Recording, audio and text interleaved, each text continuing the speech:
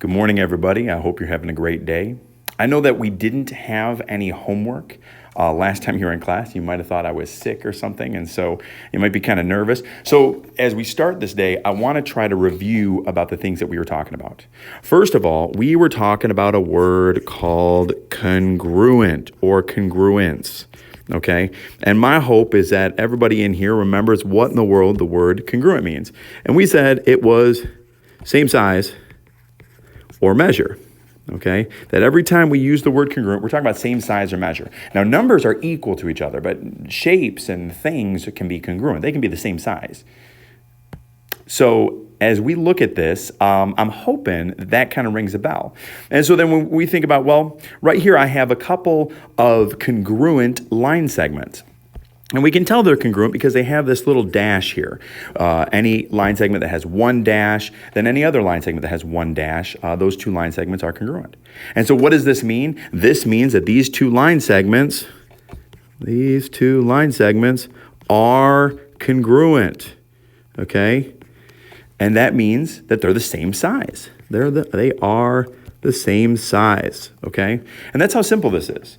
I mean, we talked about angles, and now here's an example of how you show angles are congruent. If you know this one has one arc, this one has one arc, so they must be congruent. If one had a double arc and the other one had a double arc, that would mean they're congruent. And so therefore, these angles are congruent, and what does that mean? That means they are the same size. Okay? And then we got into this idea of talking about congruent polygons. And congruent polygons was the one that was a little bit tougher. We dealt with things like congruent triangles. We said, well, what does that even mean?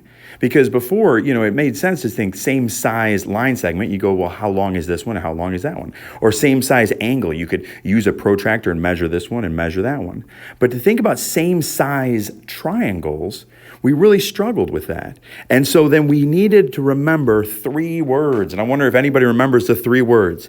It would mean that they have congruent corresponding, getting a little sloppy here, sorry, parts.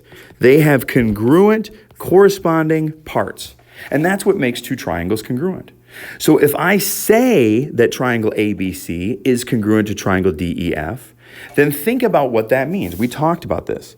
That would mean that angle A is congruent to angle D. And we see that in the picture, but we also get that from this congruent statement because A corresponds to D. And we should be able to make a list and say angle B is congruent to angle E, and angle C is congruent to angle F. We could do the same thing with the sides. We would know that side AB is congruent to side DE. And side BC is congruent to side EF. And side AC is congruent to side DF. And so if two polygons are congruent, which is what we have here, then we know that they have congruent corresponding parts. If there's nothing else you got from Monday or from Tuesday rather, I hope that was it. That you remember that if we have congruent polygons, they must have congruent corresponding parts.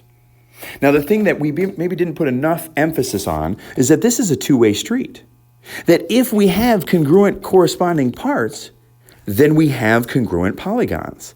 And so we talked about that a little bit, but I could look at this picture right here and say, well, in this picture, it's clear that angle G is congruent to angle K. They both have one arc. Angle H is congruent to angle L. They both have a double arc. And angle I is congruent to angle M. They both have a triple arc. And then we see that JI is congruent to KM. We see that GH is congruent to KL. And HI is congruent to LM. And so because these two have congruent corresponding parts, then they are congruent. We could say that triangle GHI is congruent to triangle KLM. All right? It's clear that if they have congruent corresponding parts, then the two polygons must be congruent. So now let's try an example and see if you can get this. what I'd like you to do is I'd like you to look at these two triangles. I don't have them labeled. I'm going to go ahead and label them right now. We'll call this one X, Y, Z, and we'll call this one A, B, C. And the question is, are these two triangles congruent? And I want you to pause the video here, take about 1 minute, and you need to come up with a decent answer of why. And let's see if your answer matches my answer. So take 1 minute right about now. Okay, and we're back. And so my question is, are these two triangles congruent? Now, I drew them so that they are the exact same, so they certainly look congruent. But the answer is no.